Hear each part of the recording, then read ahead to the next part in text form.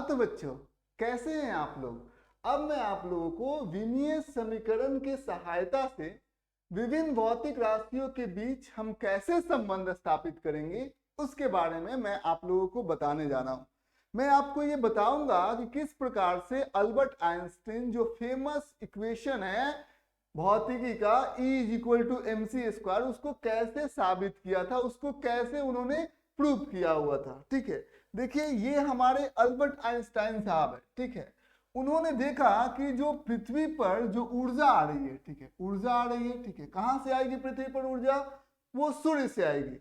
ठीक है, तो सूर्य से ऊर्जा आ रही है। ठीक है, अब वो ऊर्जा जो है वो क्यों आ रही है? क्योंकि देखा गया सन का, सूर्य का जो द्रव्यमान है वो धीरे धीरे कम हो रहा है। तारे टूटते भी हैं क्योंकि उनका द्रव्यमान एक समय ऐसा हो जाता है कि उसका द्रव्यमान जो होता है तारे का शून्य हो जाता है।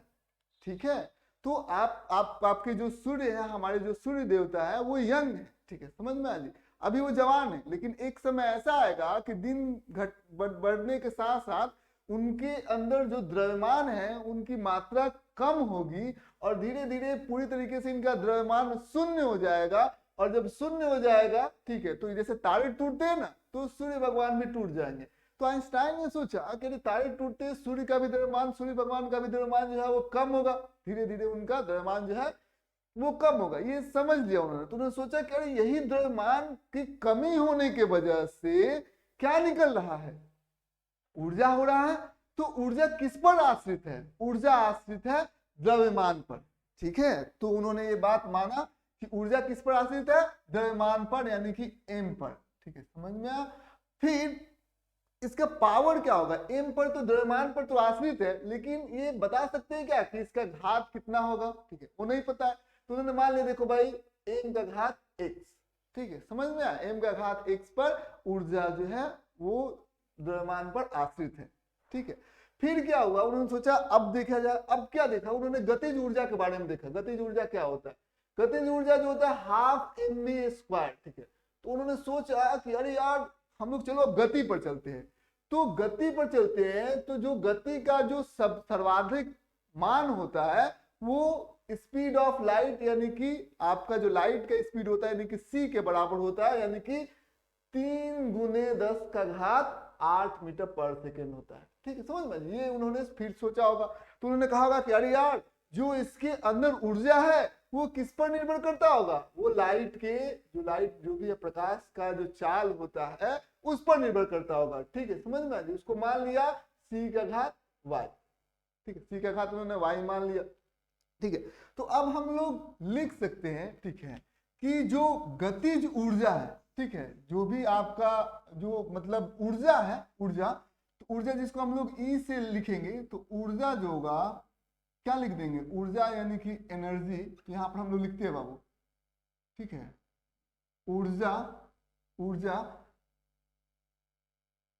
m का घात x तथा क्या लिख देंगे हम लोग? तथा c का घात y के समानुपाती है।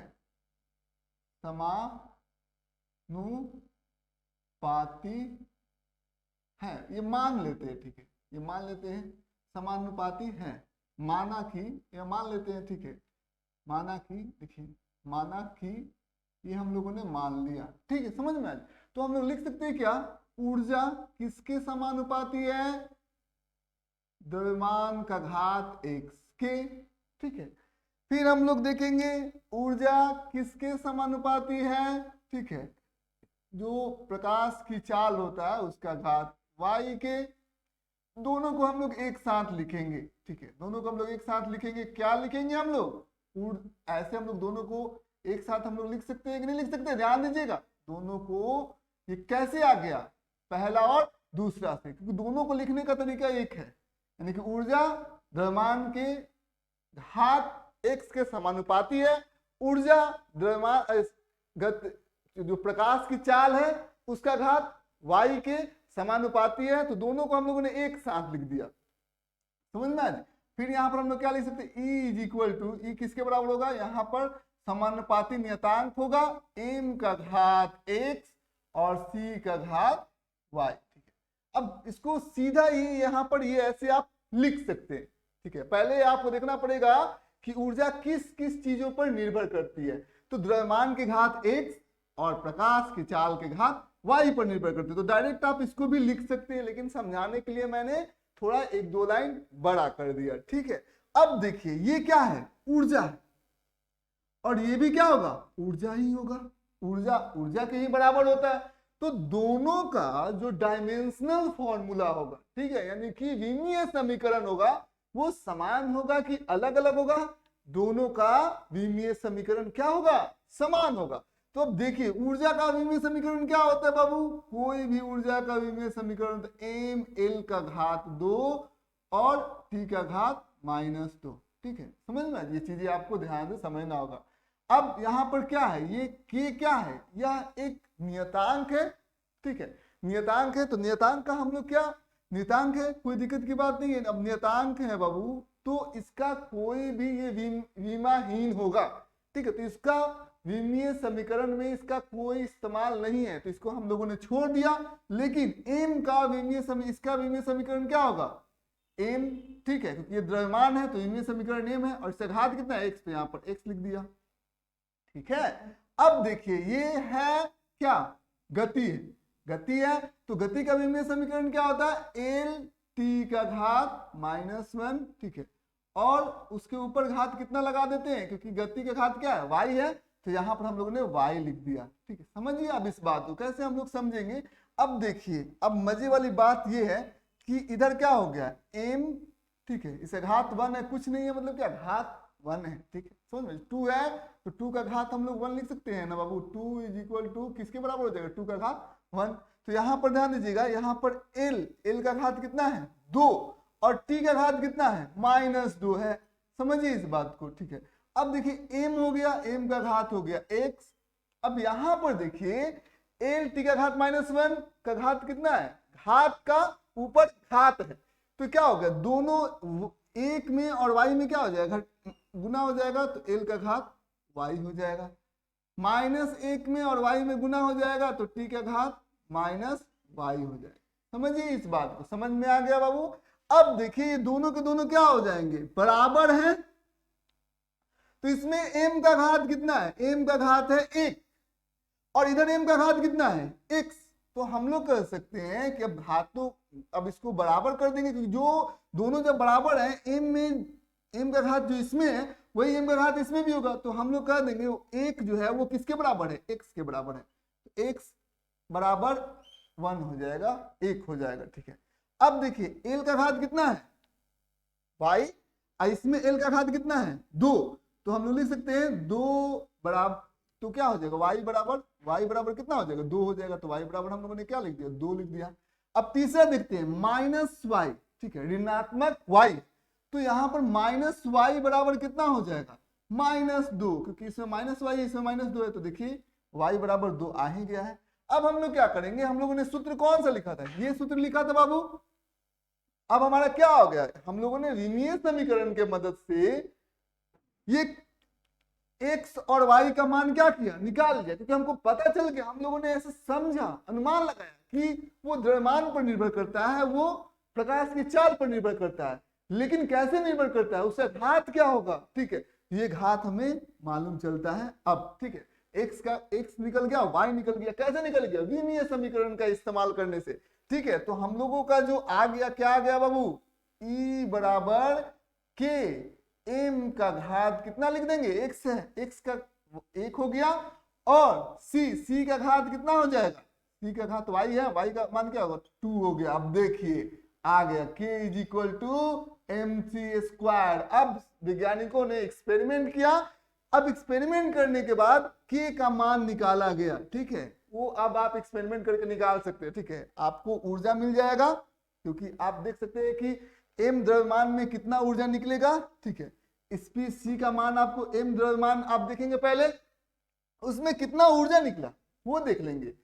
स्पीड ऑफ लाइट यानी प्रकाश की चाल आपको मालूम है, तो इससे क्या निकल जाएगा, k का मान निकलेगा, और k का मान आता है बाबू 1, ठीक है मेरे दोस्त। k का मान कितना आ जाता है, 1 के बराबर आ जाता है। तो k का मान यदि 1 के बराबर आ जाएगा तो हम लोग यहाँ पर लिख सकते हैं E बराबर किसके बराबर हो जाएगा, MC स्क्वायर के बराबर हो जाएगा। देखिए कितना आसान है, ठीक है।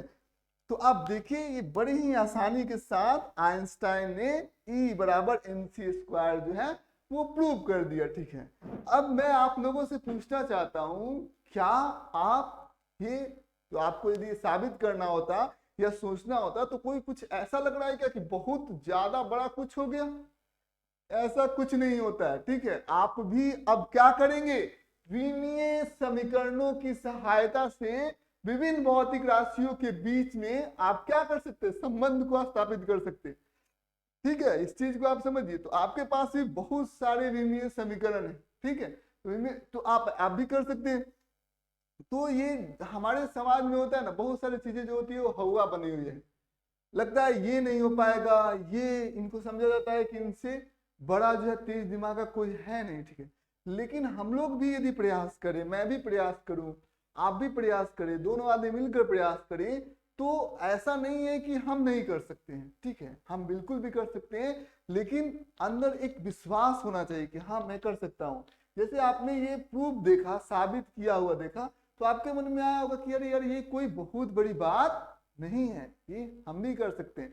तो मैं आप सभी लोगों से उम्मीद करता हूं कि आप लोग भी अलग अलग भौतिक राशियों, इसमें से जैसे आइंस्टाइन ने सोचा था उसी प्रकार से कुछ नए सूत्र का, कुछ नए फॉर्मूले का आप लोग इजाद करेंगे।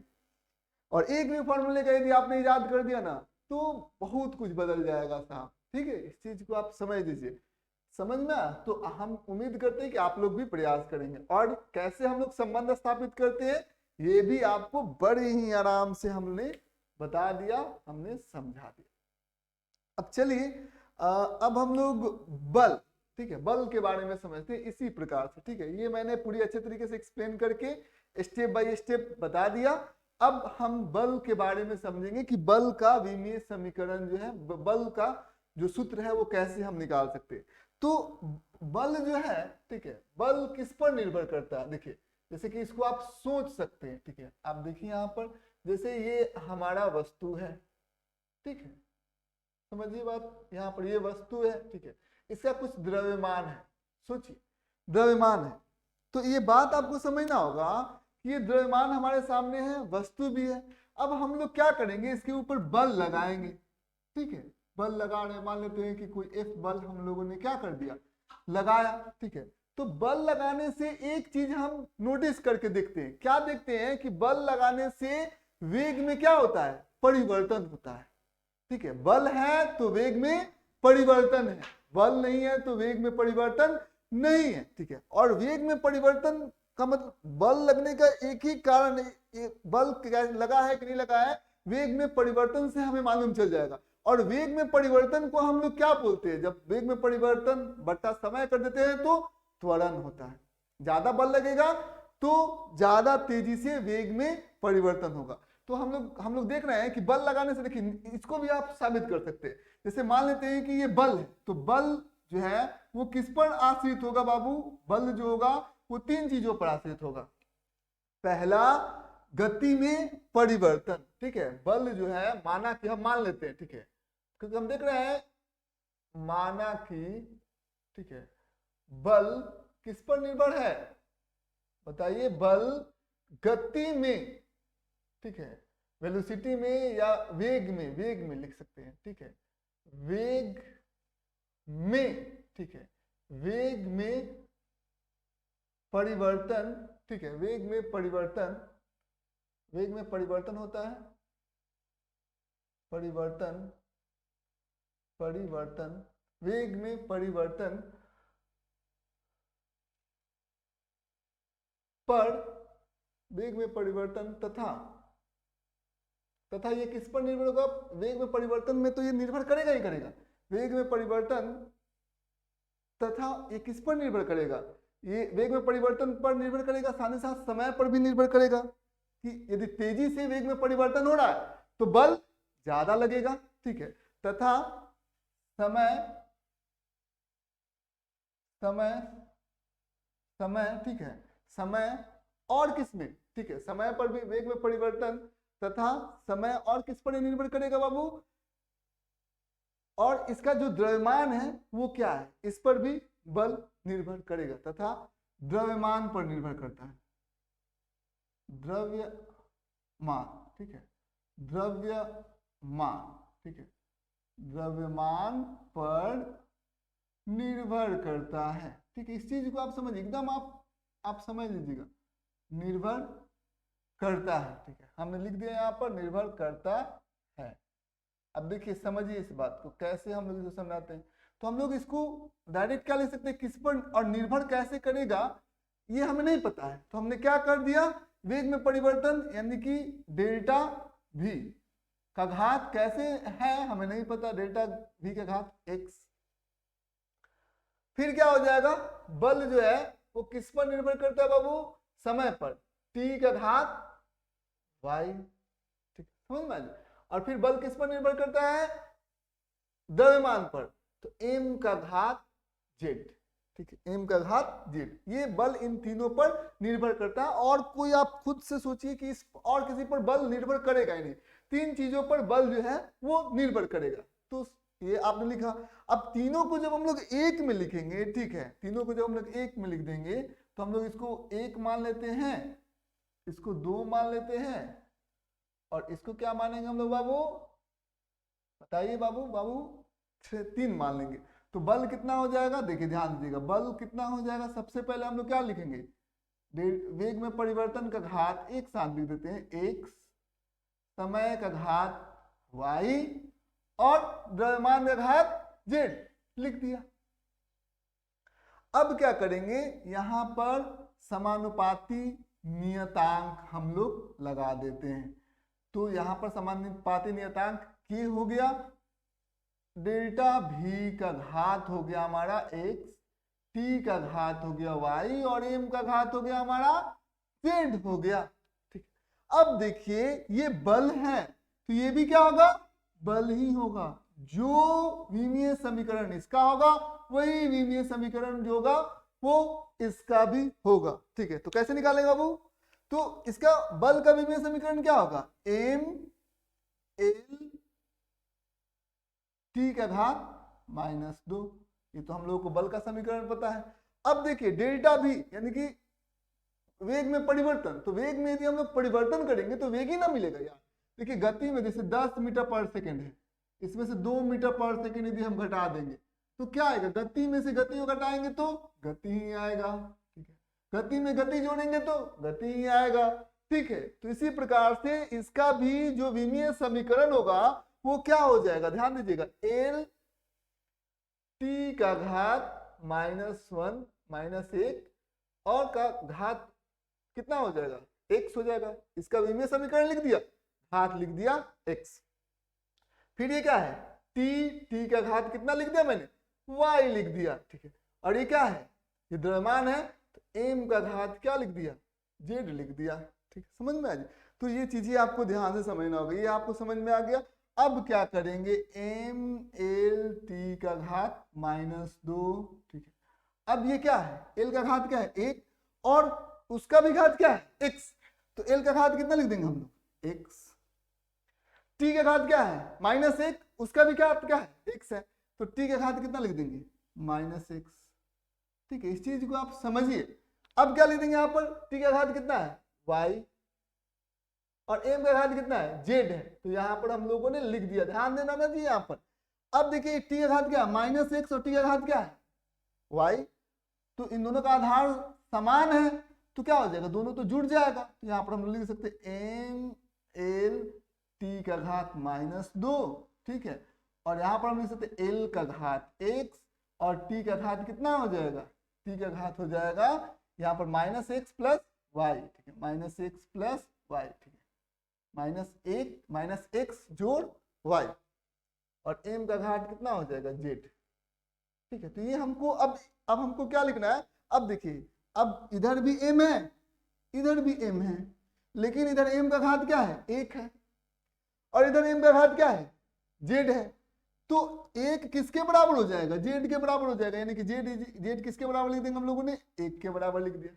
समझ में आया दोस्त। ठीक है, अब क्या लिख देंगे, l का घात कितना है 1 है और इधर l का घात कितना है x है, तो x किसके बराबर हो जाएगा, x जो हो जाएगा 1 के बराबर हो जाएगा। कोई दिक्कत की बात नहीं बाबू। यहां पर क्या है, यहां पर -x + y है, t का घात, और इधर क्या है -2 है, तो ये दोनों आपस में बराबर हो जाएगा। तो -x + y किसके बराबर हो जाएगा, -2 के बराबर हो जाएगा। ठीक है, अब इसका हम मान कैसे निकालेंगे, x का मान यदि यहां पर रख देते हैं, ठीक है, तो क्या आ जाएगा, ये हो जाएगा -1, x का मान क्या 1 है, तो माइनस पहले लग गया, x की जगह पर क्या रख दिया 1, माइनस तो पहले से है ही, x की जगह पर रख दिया 1, ठीक है, तो -1 हो गया, प्लस जोड़ y -2 हो गया, तो y का मान यदि निकालिएगा आप यहां से तो कितना आ जाएगा, -1 आएगा। ठीक है, समझ में, तो ये चीजें आपको ध्यान से समझना होगा। ठीक है, अब हम लोगों ने क्या सूत्र लिखा हुआ था, थोड़ा ऊपर चलते बाबू बिना मिटाए हुए, हम लोगों ने सूत्र क्या लिखा हुआ था, हम लोगों ने सूत्र, अब यहाँ पर सीधा आते हैं। ठीक है, यहाँ पर सीधा हम लोग आते हैं, हम लोगों ने क्या सूत्र लिखा था, f बराबर क्या लिखा था हमारा, क्या था, f बराबर कितना था, k था हमारा, फिर डेल्टा v का घात कितना है x, t का घात कितना है y, और m का घात कितना है z। ठीक है, समझ में आया। तो f बराबर कितना हो जाएगा, k की जगह पर k लिख दिया। ठीक है, डेल्टा v का घात कितना है, डेल्टा v का घात x है, और x का मान कितना है 1 के बराबर है, तो यहाँ पर लिख दिया डेल्टा v, x का मान 1 है तो 1 लिख दिया, फिर y का मान कितना है -1, तो t का मान कितना होगा -1, और m का मान z है। ठीक है, तो m बराबर कितना हो जाएगा 1 हो जाएगा। ठीक, समझ में, इस चीज को आपको ध्यान से समझना होगा। तो f बराबर कितना हो जाएगा k, ठीक है, m डेल्टा v, और ये घात क्या है ऋणात्मक है, तो ये जब नीचे जाएगा तो इसका घात क्या हो जाएगा, धनात्मक हो जाएगा। अब यहाँ पर हम लोग देख सकते हैं ये क्या है, वेग में परिवर्तन बटा समय, तो ये क्या होता है, ये तो त्वरण हो जाता है हमारा। ठीक है, तो हम लोग यहाँ पर लिख देंगे f बराबर कितना हो जाएगा k m a। ठीक है, अब फिर वही बात है कि हमने पहले बल लगाने वाला बहुत सारे मशीन होते हैं। ठीक है, तो बल को हम माप सकते हैं, तो बल को सबसे पहले हम मापेंगे, देखेंगे कि बल कितना लग रहा है, उसका त्वरण देखेंगे कि चेंज इन वेलोसिटी, वेग में परिवर्तन बटा समय, क्योंकि वेग निकाल सकते हैं, तो कितना स्पीडोमीटर ऐसे होता है हमारे गाड़ी में, देखते होंगे कि स्पीडोमीटर होता है, तो हम देख सकते हैं कि वेग में परिवर्तन हुआ तो कितना हुआ, अभी वेग कितना है, फिर बाद में वेग कितना है, तो जो अंतिम वेग से बिल्कुल भी शुरुआती वेग को यदि हम घटा देंगे तो वेग में परिवर्तन हमें निकल जाएगा। ठीक है, और बटा समय निकल जाएगा, तो ये हम निकाल सकते हैं, ये हम निकाल सकते हैं, बल हम निकाल सकते हैं, तो हमें k का मान निकाल सकते हैं, तो k का मान जब लोग निकाला वैज्ञानिकों ने तो वो 1 के बराबर आ जाएगा, इसीलिए बल का जो आप सूत्र पढ़ते हैं m गुने a। ठीक है, समझ में, तो इस चीज को आप समझिएगा, ना जाने कितने सारे फॉर्मूले जो है, कितने सारे सूत्र जो है इस विमीय समीकरण में छुपे हुए हैं। यदि आप प्रयास करेंगे, यदि आप कोशिश करेंगे, तो अनगिनत सूत्र जो है इस विमीय समीकरण से आप प्राप्त कर सकते हैं, और आप भी जीवन में कुछ ऐसा कर सकते हैं जिसकी कल्पना कोई नहीं कर सकता है। यहां तक कि जो ब्रह्मांड जो होता है, जो यूनिवर्स होता है, उसका जो समय है कि वो कितना पुराना है, कब बना हुआ है, वो जानते हैं इसी विमीय इसी प्रकार से निकाला गया। ठीक है, समझ में आ जी, प्रकाश कितने वर्ष पहले ये ब्रह्मांड जो है वो बना हुआ है, कितने साल पहले ब्रह्मांड बना हुआ है, इसी का इस्तेमाल करके पता भी चला हुआ है। ठीक है, तो आप लोगों को लगातार जो है वो प्रयासरत रहना चाहिए। हम उम्मीद करते हैं कि आप जो है ये वीडियो आपके लिए काफी ज्यादा हेल्पफुल होगा, और आज आप कम से कम 2 3 4 बार ऐसे बार होगा जब आप इसको प्रयास करेंगे। ठीक है, आज के लिए इतना ही। ठीक है, कुछ होमवर्क भी आपको दे देते हैं, जैसे आप लोगों को सबसे पहले गतिज ऊर्जा, ठीक है, गतिज ऊर्जा यानी कि जो काइनेटिक एनर्जी होता है उसको निकालना है। थोड़ा सा हम हिंट्स दे देते हैं, गतिज ऊर्जा कैसे आप निकालेंगे पता है, गतिज ऊर्जा किस पर डिपेंड करेगा, m का घात x, और फिर गति पर निर्भर करेगा, नाम ही है गतिज ऊर्जा। ठीक है, तो यही हमारा गतिज ऊर्जा हो जाएगा। ठीक है, ये मान लेते हैं k जो है वो नियतांक है। ठीक है, समझ में, फिर यहाँ तक तो हमने बता दिया, फिर इसका जो है विमीय समीकरण लिखेंगे, इसका विमीय समीकरण लिखेंगे, और फिर जो घात है, ठीक है, जो घात है उसको बराबर कर देंगे, दोनों का विमीय, पहले ऐसे लिख दिया, फिर दोनों का विमीय समीकरण लिख दिया।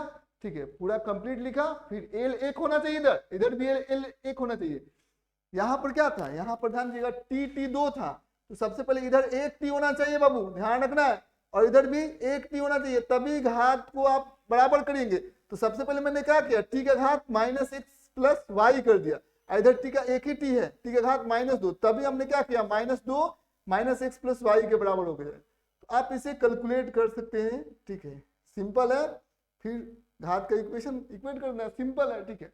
तो हम उम्मीद करते हैं आज का वीडियो हेल्पफुल रहा होगा। बहुत बहुत धन्यवाद, और उम्मीद करते हैं कि आप लोग कम से कम बाबू एक फॉर्मूला हमारे देश को, चाहे हमारे विश्व को, किसी को भी आप दोगे, ताकि मतलब सब अच्छा हो सके, ठीक है। इस पर जरूर अपना कुछ समय बताइएगा, ठीक है। धन्यवाद।